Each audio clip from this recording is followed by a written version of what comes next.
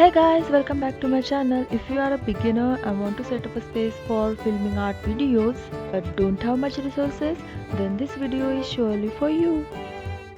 So let's get started. So you need some kind of a table or anything where you can do your work properly. Doesn't need any fancy table. So find any alternatives to it.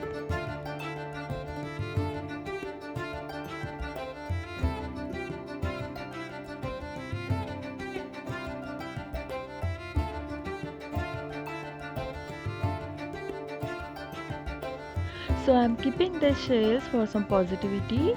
You can check out the link in the description box below. You can also put stones or any shells around. Keep your favorite things around. It could be anything. So I chose plants which will make my mind calm.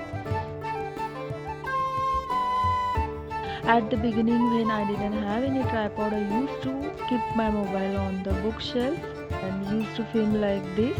So don't stop yourself from doing what you want to do just because you don't have much space or any proper resources. You can just find alternatives to it and just keep going. And trust me, with the time you will just grow. And it's really very fun exploring yourself.